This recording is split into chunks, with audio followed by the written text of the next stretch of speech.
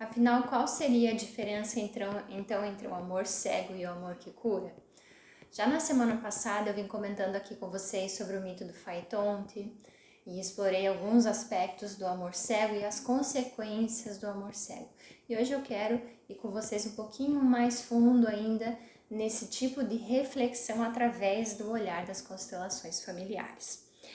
Então, o que acontece em relação ao amor cego efetivamente? A questão é que o amor cego ele tem essa especificidade de muitas vezes ele não ter realmente limite, ele tem uma conexão muito forte ainda com o amor infantil, em que realmente existe essa entrega, essa ingenuidade até muitas vezes inconsciente em relação à dor do pai ou à dor da mãe, que são os casos mais recorrentes.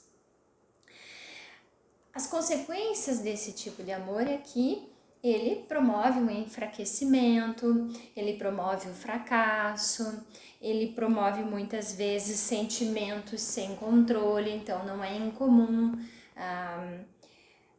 acessos de raiva, sentimento de desespero, sentimento de decepção e tristeza, só para enumerar alguns.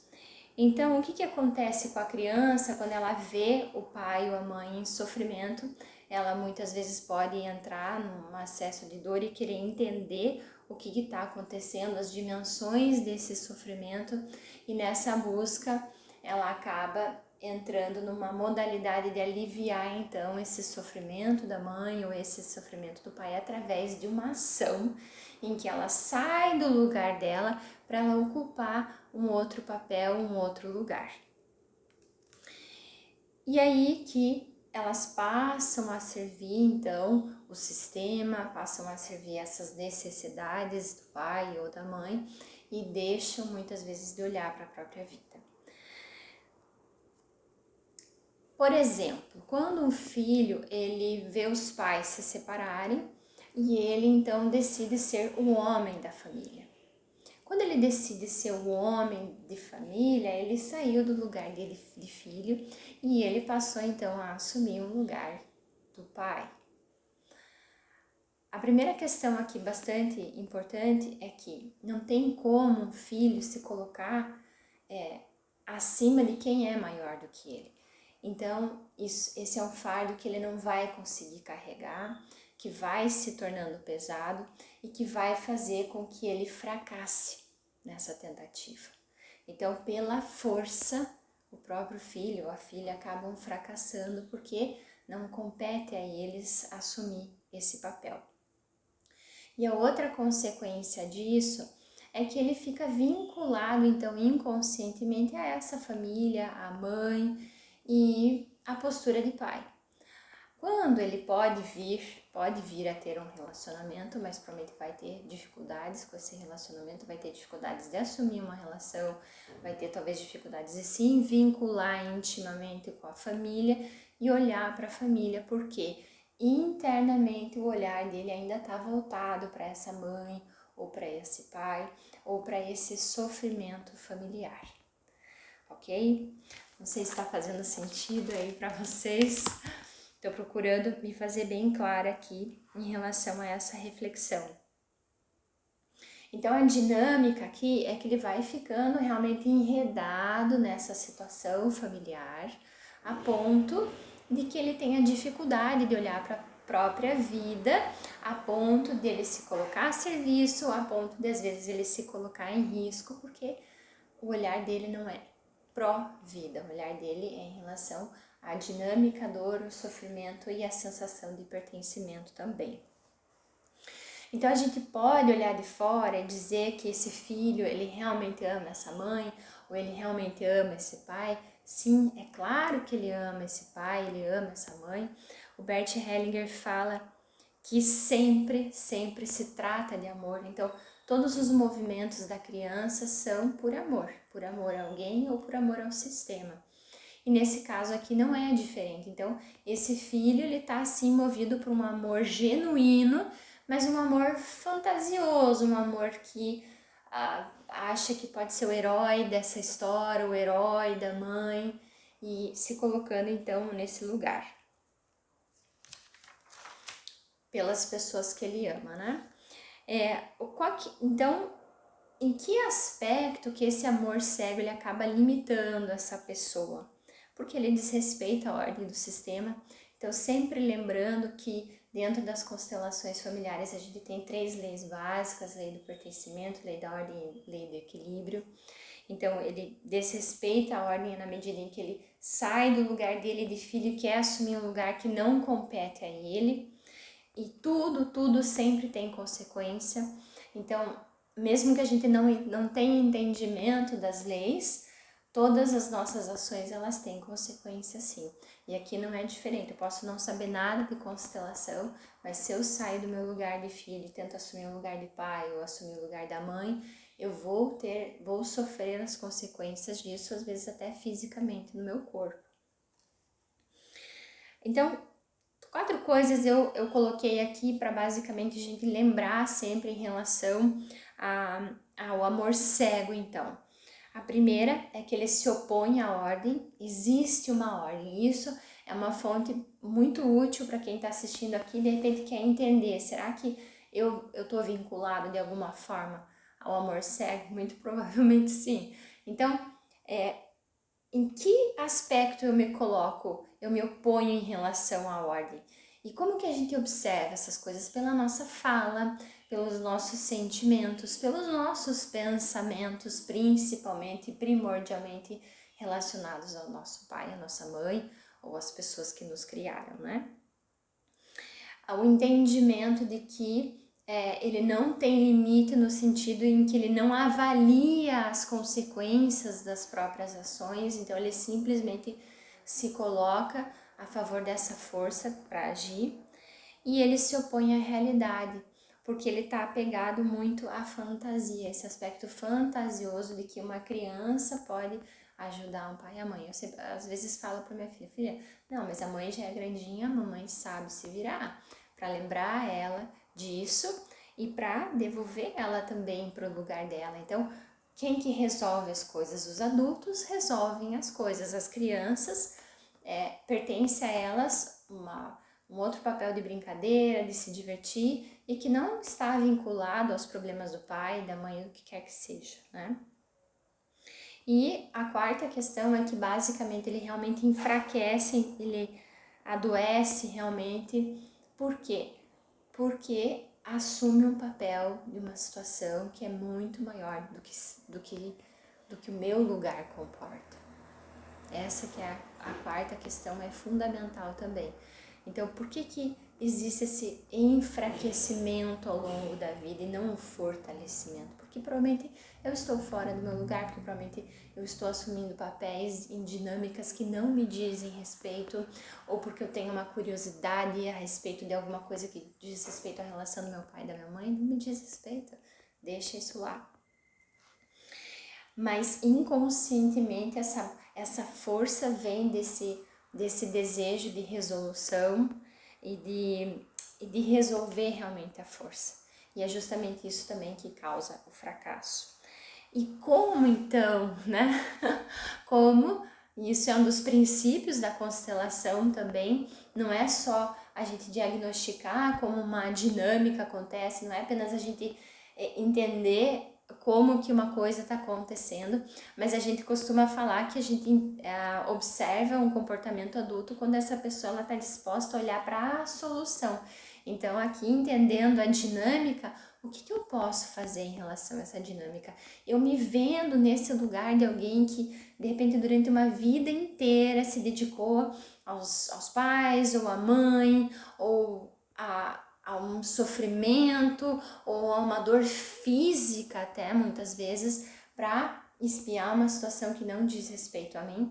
Como que eu posso? Isso também é um indicativo de maturidade, quando a gente aprende a olhar para as coisas e buscar uma solução, que é um dos princípios da constelação. Por isso que a gente até costuma brincar às vezes que a pessoa, quando ela tá muito ainda num papel passivo, ela não tá pronta para a constelação, porque a constelação a gente olha para alguma coisa, mas mais do que olhar, a gente faz alguma coisa, porque ela é como um raio-x, ela vai te mostrar ali o que está acontecendo, mas a ação sempre vai depender de você.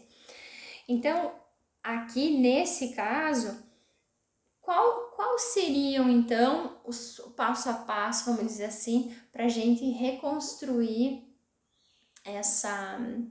esse amor que cura então, e não esse amor cego que é infantil.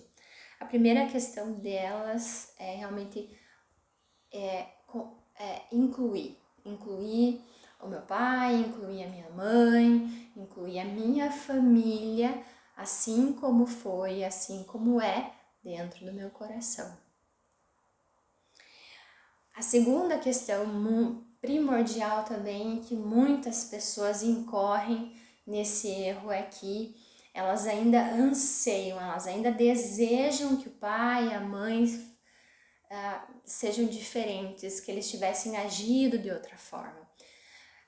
E o exercício aqui é o oposto. É realmente olhar as coisas como elas foram e eu incluir elas no meu coração e aceitar o meu destino, aceitar o destino da minha mãe, aceitar o destino do meu pai como foi. E essa seria a segunda, né? Que também tá ligada à questão de olhar para as coisas como elas são e não como eu gostaria que elas fossem. E a terceira questão bastante importante também é que eu olho para o objeto do meu amor. Então eu não preciso negligenciar ou fingir que eu não sinto isso, que eu não tenho esse cuidado, mas eu olho isso com alguns passos de distância. E o Bert Hellinger sempre fala também, quando a gente exercita isso de olhar um pouco as coisas à distância, que a gente consegue enquadrar o todo numa imagem, e isso também é fundamental. Então eu olho para esse amor, mas com um certo distanciamento, e o distanciamento tem a ver com uma outra questão que é fundamental também para a constelação, que é o respeito. No distanciamento eu consigo olhar com respeito para as coisas como elas são e deixar as coisas como elas são. E aí eu quero deixar uma sugestão aqui, para quem ouviu, né, até aqui. Eu esqueci, a quarta questão aqui é olhar para aqui e agora. Então, sempre lembrando que a gente tem responsabilidade e a gente pode agir no aqui e agora. E isso também é um sinal de maturidade, a gente olhar para as coisas como elas são e aqui e agora o que eu posso fazer, aqui e agora o que eu posso entregar. E aí eu começo a ganhar força porque eu começo a alinhar a minha vida no sentido não de receber e de olhar para trás, mas no sentido de entregar, e eu vou ganhando mais vigor à medida que eu também vou agindo dessa forma. Eu vou ganhando mais vigor porque eu consigo olhar para a minha vida e pensar o que eu posso fazer realmente para ser feliz, ou o que eu posso fazer para permitir a minha felicidade. E de repente isso custou isso para minha mãe, ok, e eu vou honrar minha mãe e meu pai fazendo algo bom com isso que eu recebi da forma com que eu recebi. E aí eu quero deixar aqui 4, né, na verdade 5 questõezinhas para vocês ponderarem, 5 questões então para ponderar aqui com os olhos fechados, se quiserem, ou com os olhos abertos, mas olhar, né? Entendendo que a constelação ela sempre também traz esse olhar da alma, porque as respostas sempre estão dentro de nós, e fazer então que a partir desse entendimento eu consiga caminhar para uma resolução, que eu consiga caminhar para uma ação, sempre trazendo para o campo da ação. E a primeira delas é realmente você tirar aí uns minutinhos para você se perguntar qual é o meu papel nesse sistema familiar. Qual é o meu papel nesse sistema familiar?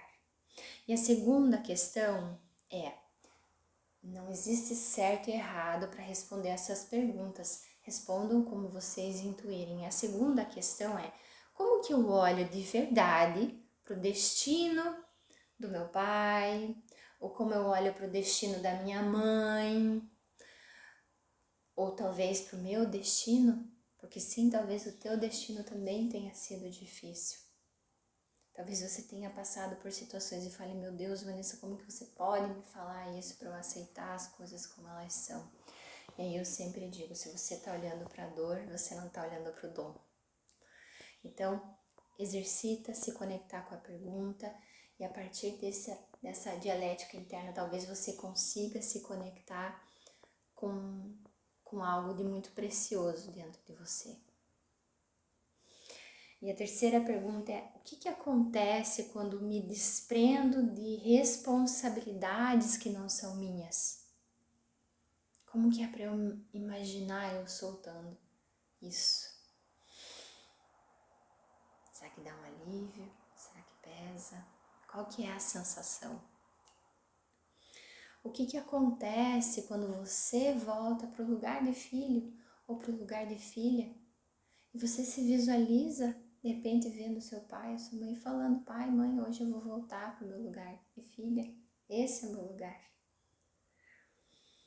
E aonde que fica então a força quando eu olho para as coisas como foram e realmente tomo elas para mim?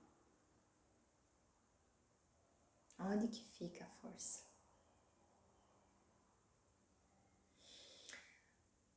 Eu vou deixar esse material aqui, lembra, volta, assiste mais vezes se forem necessárias.